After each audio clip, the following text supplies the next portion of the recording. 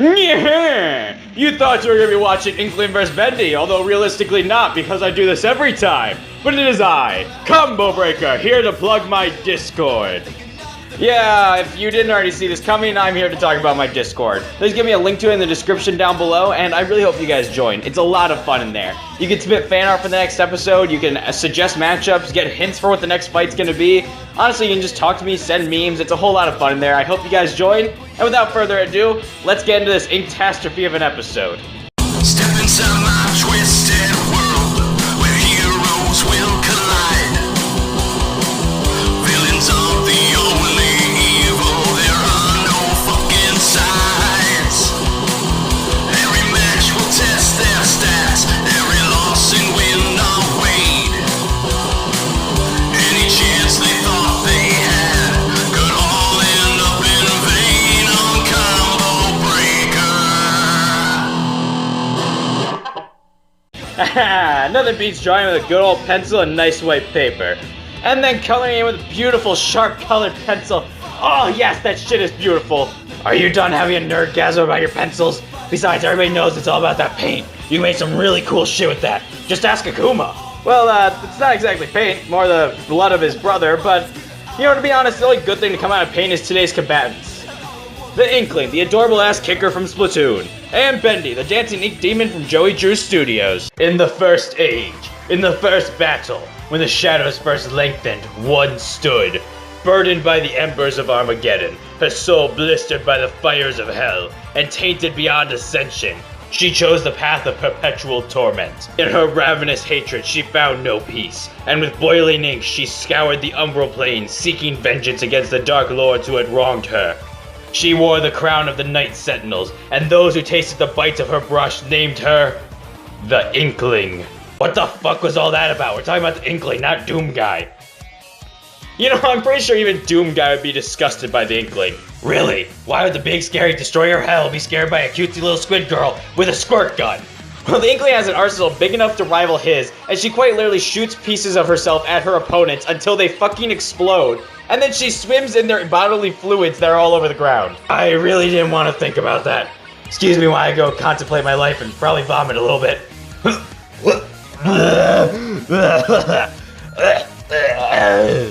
So, yeah, let's go ahead and talk about the Inkling's special abilities. The first and most iconic attribute of the Inkling is the fact that she's made of ink, and due to this strange biology, she's able to switch between her two forms. A transformation! Holy shit, is she a Super Saiyan? Ah!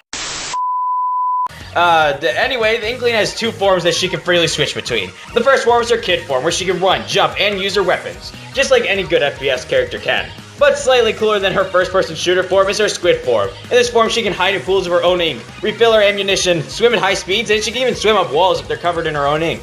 Hell, she can even jump incredibly high and far distances. How does a squid jump like, 40,000 feet in the air? Squids are fucking sea creatures. How are they jumping that far? It's a video game? Okay, fair enough. Although whenever I try and use that logic on you, you just try and explain it. But no, of course the one time you use it has to work. Well, yeah, it's a video game. Screw you. Let's go and talk about the Squid Slaughtera's weapon of mass splattery. You're making it seem like these are more than glorified super soakers. Also, I'm pretty sure you just made up some of those words. Well, I mean, you're not wrong, but these things are still pretty damn cool. Really? Last time you said that, you talked about Matt and his sports equipment. So excuse me for being so damn skeptical. Well, allow me to talk to you about her weapons to prove her badassery. For one, she has the Splatter Shot, a mid-range full-auto ink blaster that she can use to quickly mow down her opponents. So it's a squirt gun. Well, yeah, but it's incredibly lethal. Yeah, sure it is. I totally believe you on that. Just wait and see. Anyway, she also has a giant paint roller she can use to cover the battlefield with ink and crush her foes to death like a damn steamroller. She can also swing around to launch out an ink splat to kill her enemies from a slightly further distance. So she uses a paint roller? That's kind of fucking lame if you ask me. Did you miss the part where I said crush her opponents to death? While I admit that part is pretty fucking awesome, it doesn't change the fact that it's a paint roller, thus it's lame. Well then, how about her charger weapon, which is a high-powered charger sniper rifle weapon that she can use to turn her opponent to a Jackson Pollock painting. What? Oh, sorry, that was a smart joke. I wouldn't expect you to understand, you uncultured swine. I'm you dipshit. Shit, you're right. Wait, how did you not understand the joke that I just made and understood if you're me? She also has a bucket of ink that she can use like a shotgun to destroy her opponents with a quick splash of ink. You really need a new word for destroy. I think you're gonna end up overusing it in this freaking episode. Okay, what are you thinking? What do you got? Come on, give me some synonyms. Alright, here, I'll Google it right quick. Let's see. Annihilate, demolish, rub out, wreck. Wait. Did you just say rub out? How the actual hell is that a synonym for destroy? I mean, I don't know about you, but when I jack up... I really wish I didn't hear that. Anyway, the Inkling also has dual-wield full-auto ink SMGs that she can use to take out her foes in quick bursts.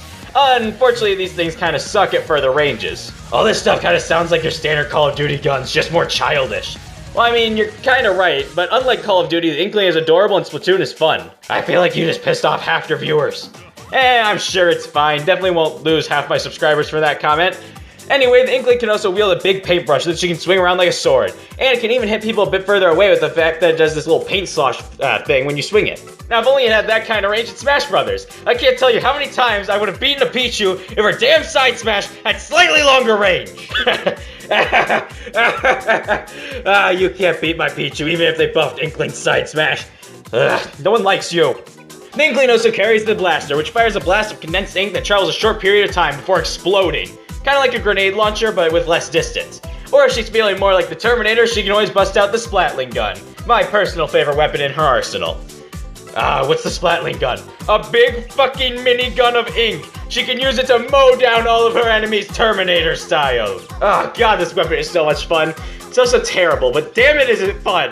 Damn, that's a bit excessive for a kid's game, don't you think? Oh yes it is. Anyway, the Inkling also has a plethora of special sub-weapons she can use to wreak havoc on the battlefield. I thought this game was colorful Call of Duty, not Battlefield. Alright, that joke was bad and you know it. Oh, I know it's terrible, that's why I said it. Anyway, the Inkling also has several ink-based explosives, ranging from ink bombs that explode after a little bit, and bombs that explode on contact, and hell, even tracker bombs. Man, you weren't kidding about comparing your arsenal to Doom, guys. This is really excessive.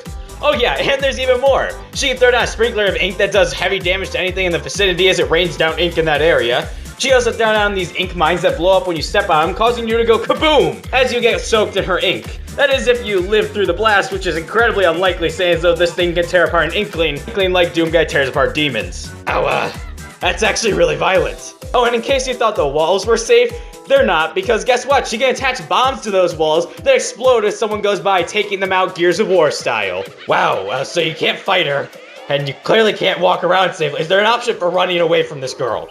Well, that won't necessarily work either, because she can throw down this giant sprinkler-looking thing that makes a wall of ink flow down, making it so you pretty much can't run past it. Also, she has her disruptor, making anyone in the vicinity a decent part slower. Yeah, it just doesn't affect her or her team. Oh god. Well, at least that's all that she has to kill you with, right? Hopefully. Oh, buddy, I haven't even told you about her super weapons yet. Super weapons? Oh god dang. She is so dangerous for someone who is so damn cute. Oh, hell yes she is. The Inkling can also create bubble shields to cover her entire body and protect her from all incoming damage till it's broken or wears off. Okay, so she's Call of Duty, Battlefield, Terminator, and Halo all in one. This is actually badass and terrifying. Who's letting a child have this many weapons? We still have a lot more. With the echolocator, the Inkling gains the ability to see all of her opponents in the area for a short period of time. She also has the Inkzooka, which she can use to launch out a giant blast of ink to instantly demolish her opponents. And with the Tetna missile, the Inkling locks on and fires 10 to 20 missiles at her opponents, effectively making the entire area just a get out or you're fucking dead area. Okay, I think she officially has more firepower than Doom Guy and Master Chief combined. And that's saying a lot. Those guys carry a lot of weapons. Oh, do you think we're done with her arsenal just yet? There's more? Why? Oh yes, there's a lot more. This Stingray is a laser blaster that shoots out a continuous blast of ink that can go straight through walls for some freaking reason. And when she's not firing, she can see all non-hidden enemies. She also has an ink jet that allows her to fly around like Mario's Flood Pack, effectively allowing her to rain down ink on her enemies. Imagine someone burning your face off with a jetpack, and that's basically the Inkling's ink jet. Why does this children's game have so much brutality? Everything just explodes when you kill them. So malicious. I don't know, but damn it is it beautiful. The Inkling can also use Doomfist's ultimate attack in the form of her splashdown ability. With this attack, she flies up, generates a huge ball of ink, and then slams straight down, causing a huge blast. She also has her ink armor, which completely protects her from 1 or 2 attacks depending on the strength of it. Kind of like Master Chief's energy shields. Okay, are we done? Because this is getting a bit ridiculous with her arsenal size. Absolutely not. She also has the Ink Storm, which creates a storm cloud that rains down ink and drifts across the battlefield. Not only does this damage enemies, but it's just a shitstorm of death that you need to avoid. She also has the Baller Shield that explodes when its time is up after rolling around creating ink everywhere. And she also has the Bubble Blower. With this weapon, the Inkling channels her inner Patrick and blows 3 large ink bubbles. Because what's worse than 1 giant ink bubble? 3 giant ink bubbles! So let me guess, this one explodes or something, right? Oh yes it does! Of course these bubbles explode. Why wouldn't they explode? Everything explodes in this game! She also wields the Booyah Bomb, which is a large bomb that gets bigger as she says Booyah. And she also has the Ultra Stamp, which is a large hammer weapon that she can use to smash things into the ground, turning them into a stamp. That one's actually really gross. Oh god. Oh, imagine like getting smashed and then your intestines form like the Smash logo on the ground. Oh, okay, I think I'm good. Oh my god, are you finally over? That seemed like long enough a pause. Is it over? Oh, buddy, we still have 3 more weapons to talk about, and oh boy, did I save my favorite for last. First up in the trio of domination is the Killer Whale, a large and powerful megaphone that unleashes a powerful sound wave so powerful it causes the Inkling caught in it to explode. Eat your heart out, Sindel. Not even you're that ridiculous.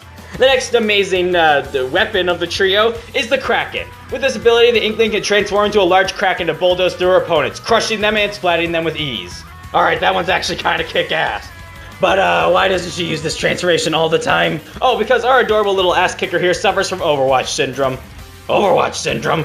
Yeah, it's basically where you have this ability that seems like a natural thing you can do, for some reason it has to be charged up. Kind of like Winston's Primal Rage. Oh, so it's a game mechanic. Yeah, basically. Anyway, let's move on to the Inkling's last and my favorite of the super weapons. Oh no, I know what that smile means. How big of an explosion are we talking? The Inkling's last super weapon is the Ink Strike. Oh god, I don't like where this is going. The Ink Strike is a big-ass ink nuke that can launch from her back, and it crashes down at the location that she set on her little squid iPad thingy.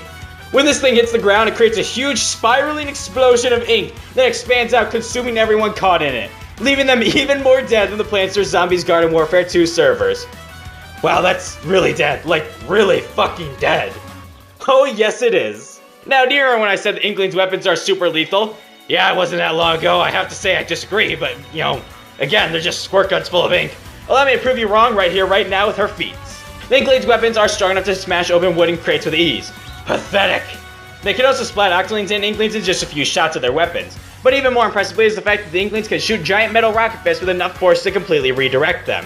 She's also capable of taking down and destroying giant metal bosses, and she even beat DJ Octavio twice. Alright, she's starting to earn my respect. Those are some pretty damn impressive feats, especially for a little squid kid like herself. Well, she's also super fast, as she can jump incredible distances in her squid form, as well as dodge shots of ink. And in the manga, one Inkling managed to dodge 3 missiles. Hell, they're even capable of reacting to and dodging attacks from the Killer Whale. You know that weapon that fires out pure sound waves?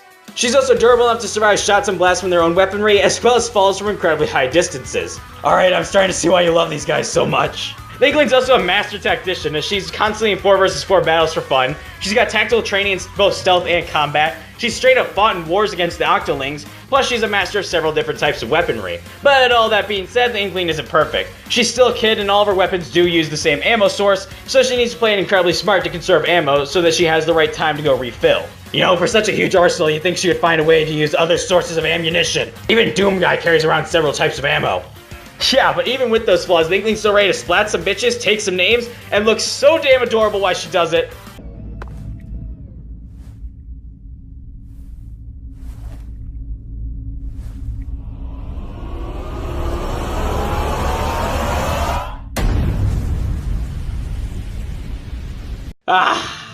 Man, I love indie games. They're so fun and unique with all sorts of cool things, like knights fighting to save their girlfriend Scott Pilgrim style with a shovel, or sexy half-genies fighting pirates to keep their island safe.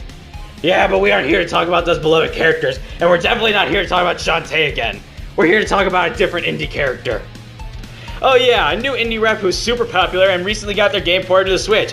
Not to mention that game has a cool art style that pays homage to classic cartoons. Cuphead! Huh. I guess I can see why we do Cuphead vs. Inkling. Kind of a unique match if you think about it. I meant Bendy. How the hell did you miss that? You were actually in the intro during this episode. You're the one who derailed my whole thing about colored pencils. Oh yeah, I was. It's almost like you wrote me to say and do whatever you want for the convenience of your own joke. It's almost like you also voiced me so you can make these jokes because you don't actually have a real co-host. So, where were we? Oh yeah, let's go ahead and talk about Pennywise the Dancing Clown's powers. What? Yeah, it says right here in the script, Dancing Demon. Yeah, that's Bendy the Dancing Demon, not Pennywise the Dancing Clown. There's kind of a difference. Oh! Well shit, I might need to go rework the script right quick. Alright, now that we're back, let's go ahead and move on to his weapons, powers, and abilities so we can go ahead and get to that epic fight scene. Alright, sure, let's see what he's got. Here we go. Bendy actually has a decent arsenal of standard cartoony items to throw at his enemies. Like what? I'm glad you asked. Bendy can throw bricks at his opponents. Not only is this brutal, but it's by far the worst thing in his arsenal. He can also throw an axe to chop down his opponents, or if his enemy is a big mofo, he can throw a fucking anvil at them. That's a bit overkill, don't you think there, Mr. Bendy? Also, what a waste of a good anvil. And anvils cost like what, $2,500? Bendy must be freaking rich. I doubt it, saying as though his studio got shut down and he was forgotten for God knows how long. Well that leaves a better question then. How much debt is Bendy in? That's a question for Matt Pat, probably an episode of Game Theory he's working on. Look, I even have the thumbnail. Anyway, with his arsenal out of the way, let's go and talk about Bendy's powers and abilities. Bendy's able to use Heal, which will heal himself. With Shield, he can guard himself from an incoming attack, and with Daze, he temporarily puts his foes to sleep. Bendy also has Bomb, and with this ability, let me guess, it's a big blast that hurts people. Well, yeah, but thank you for taking my thunder, you douche. Yo, between Bendy and Saitama last episode, there isn't much originality between these special moves and their names, is there? Well, I mean, yeah, but all those abilities are mere baby toys compared to Bendy's main abilities. He's got more important abilities than explosion, stunning, and healing. I'm actually kind of interested now. What is more important than those? That's like 90% of my arsenal. Well, yeah, as a demonic blob of ink, he's able to freely control and manipulate ink. He can use this power to effortlessly cover entire rooms in his ink, or transform his body, like making his hands freaking giants. Wait a second, a giant white hand? Why does that seem so familiar? Oh no, no, that can't mean. Colors weave into a spire of flame. Distant sparks call to a past still unnamed. Bear this torch against the cold of the night. Search your soul and reawaken the undying light.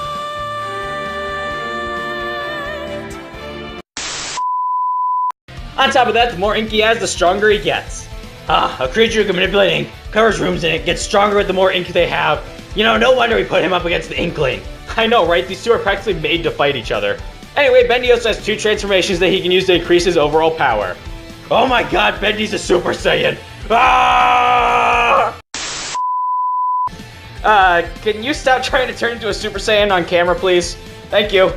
So the first of these forms would be his brute form, the other one being his beast form. Both these forms, as I said, amp up his overall power and make him look even more hideous with each transformation. Oh god, you weren't kidding. These things look uglier than the Marvel vs. Capcom Infinite graphics.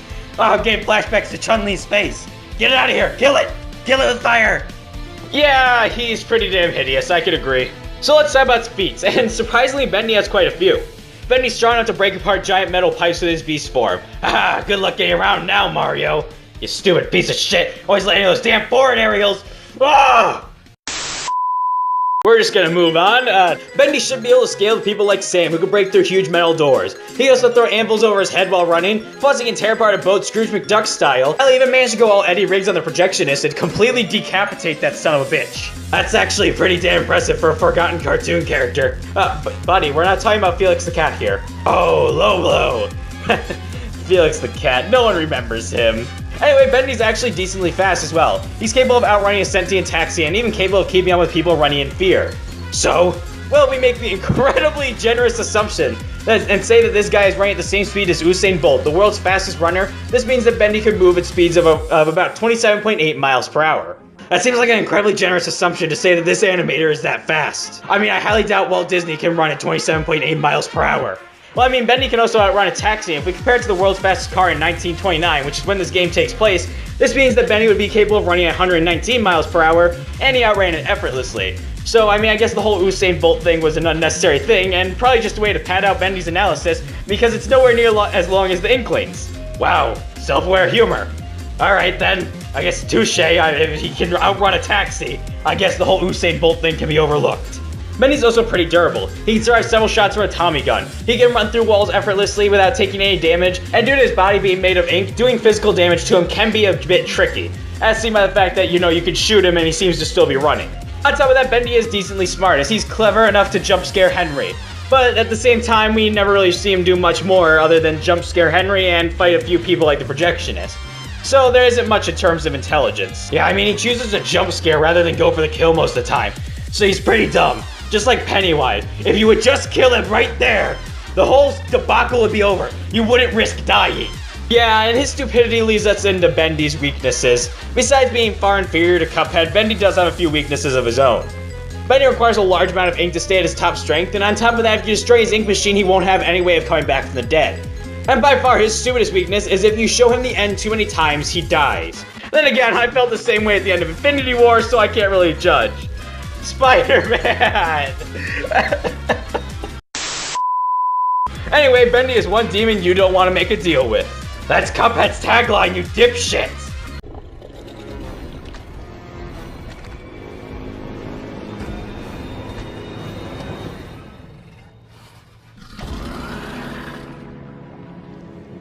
Alright, our inky combatants are set, but only one can paint themselves to a victory. So without further ado, allow me to give a huge thanks to Larry Wood, the animator. This battle he did is absolutely amazing, and it just did such a great job on it. So go check out his channel, there will be a link to it in the description down below.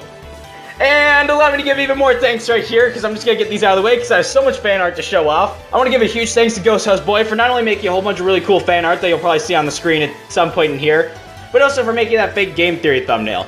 I want to give a huge shout out to the Great Demon. He helped me immensely with the Bendy research. Honestly, this episode would have taken so much longer to get out if he didn't help me out so much. So big thanks to all of you guys, and where was I? You were gonna say your line before the battle starts? Oh yeah, let's settle this!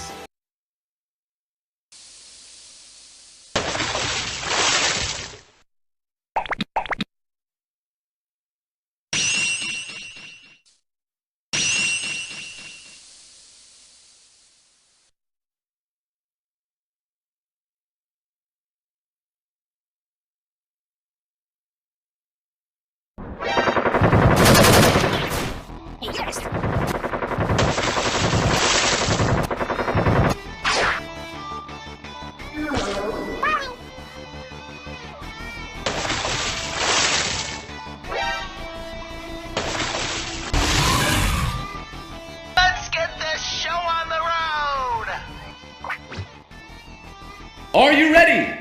Who will come out on top? Fight! Say your goodbyes now!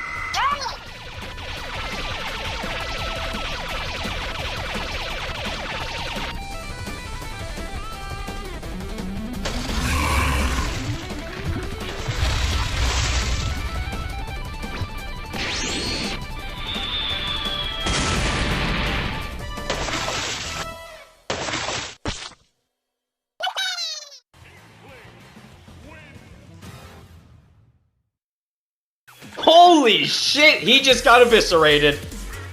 Was that Doodle Bob? What the hell, man? What is he doing here? This is Bendy versus the Inkling. Yeah, I'm sure it's related to some other versus show, probably run by some mediocre demon in Katniss Everdeen. Okay. Well, our winner is the Inkling, and oh man, was this fight rather close. Hey, how did she win? Can't Bendy just, like, absorb the Inkling since she's made of ink and Bendy has full control over ink? Well, that's one of the biggest parts of this battle I need to discuss. Inkling and Bendy can't absorb each other as is, and here's why. The Inklings can't absorb any ink that isn't their same color as them. And while the Inklings do have the power to change colors, as seen by the fact that every time you log in, your Inkling's a new color, black is not an Inkling color, thus she can't absorb Bendy. Bendy, on the other hand, can't just absorb the Inkling because he's made of demonic ink, whereas the Inkling is made of some sort of weird Squid Kid ink and has a fully conscious mind. So it's unlikely that Bendy could just absorb her due to some weird incompatibility shit. Also, to add insult to injury, if either of them could absorb the other, it would end up being Inkling. And here's why. The Inkling could theoretically shoot Bendy with enough of her color ink to completely dilute his black into her color and then absorb him. That is the only way either of them could absorb the other one. And it really won't come down to that, and you'll see once I start to talk about stats. So yeah, with that out of the way, let's go ahead and talk about stats. When it came to strength and durability, Bendy had a few impressive feats, like running through walls, smashing pipes, and even destroying a frickin' boat. Hell, Bendy can even scale to Sam, who could break through metal doors. So at his best, Bendy should be small building to building levels of strength and durability. The Inkling, on the other hand, is capable of smashing large wooden crates, redirecting large metal rocket fists and large metal rockets, and she can even take down large metal bosses like DJ Octavio with ease. This will put the Inkling at about building to maybe even large building levels of strength and durability at her best. So yeah, the Inkling and Bendy were pretty damn close, but at her best, the Inkling would be stronger and more durable. Well, what about speed? Well, my friend, this is where the fight starts to fall more into the Inkling's favor. When it came to speed, Bendy only had movement speed feats, such as chasing down people running in fear, and in the mobile game he was able to outrun a taxi. And if we were to compare this to the fastest car in 1929, which is when this game takes place, this means that Bendy can run at speeds of about 119 miles per hour. The Inkling, on the other hand, can dodge blasts of ink from the same weapon she uses, but more impressively is the fact that in the manga, an Inkling was capable of dodging 3 missiles, and the Inkling can even dodge blasts from the killer whale. You know that weapon that launches out high-powered fucking sound waves? So while Bendy can run faster than the Inkling, it really doesn't matter much in terms of this fight. What good is running super quick when you struggle to hit your opponent who can react faster than most of your attacks? Yeah, it's not like Bendy could just run around her because, well, the Inkling has all sorts of traps like mines, sprinklers, tracking missiles, ink walls, and so much more. Yeah, good luck running away from the Inkling when she has traps galore. She also has tools like the echolocator that would allow her to track down her opponent, and the disruptor which would slow down Bendy, which would make his movement speed advantage even smaller. There's also the fact that Bendy doesn't have much combat experience beyond fighting the projectionist, whereas the Inkling is skilled with several weapons and has fought in plenty of battles and in straight up wars. On top of that, Bendy needs to keep a decent amount of ink in order to stay at his top strength, whereas the Inkling's always at her strongest and can constantly refill her ink by just, going into her squid form into a puddle of her own ink. While this may not seem like the worst thing for Bendy, it really is when you consider the sheer force behind the Inkling's weapons. A single blast from one of the Inkling's stronger weapons like the Charger would do heavy damage to him and would severely lessen his ink supply really quickly, making Bendy a lot weaker. Imagine, if you will, if Inkling just started shooting with the Splatling gun and all of a sudden Bendy's ink is flying back and being removed from his body. While Bendy may be able to hold his own in the beginning of this fight, he won't be able to last very long when he starts going up against the Inkling's immense arsenal of tools and superior reaction speeds. Honestly, it looks like Bendy's end was drawn near. Wait, the connection was ink and paint. Why did you say draw? Just to paint an accurate picture of the fight? Also to slip in another Doodlebot vs. Bendy reference. Damn it, that was terrible and you know it. Our winner is the Inkling.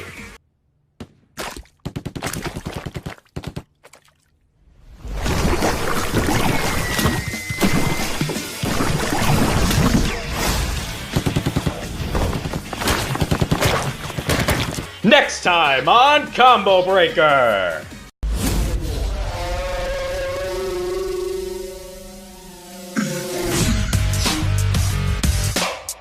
Residents like us. Residents like us. I walk corridors all night, trying to recall my former life from before my eyes were assaulted with all these debauched sights. Like when the torchlight shines on the gore I find, shoot the corpse in the face like 4 or 5 times. Thoughts are like tyrants that haunt my mind. There's nothing bad with being scared of your own shadow, but keep a cool head or you could end up with no ammo. And if you end up with no ammo, you'll end up with no head on your own neck, wetter than an old jallow. Suspiria, could this experience be eerie and delirium is setting in the situation's getting serious, but there's a complication, God has left the conversation. Now all we're left with is this mess of a zombie nation. But look on the bright side, it solved the overpopulation problem, so that copulation is a basic obligation. What's that noise? What's that sound? It's coming for your blood and it's not gonna back down. What's that sound? What's that noise? What kind of normal person ever does that voice? What's that rattling the handle of the door? It's shambling forward, getting back up on the floor. What's that rumbling? What's that smell? Either scared or need to be prepared, I just can't tell. Evil feeds on residents like us. What's that noise? What's that sound? Evil feeds on residents like us. What's that sound? What's that noise? How am I gonna make it through a night like this? what they did with the villainous fight. Evil feeds on residents like us. Finally, I'm doing another one of these survivors versus horror matches. You know, I love doing these fights. Jason versus Frank, Predator versus frickin' Riddick, Leatherface versus Negan. They're so much fun to do. So this one I really hope you guys are excited for. Leon Kennedy versus Michael Myers. Don't forget to subscribe if you haven't, and leave a comment about the next matchup, who you think will win, what you think about it, and just have a great day, guys.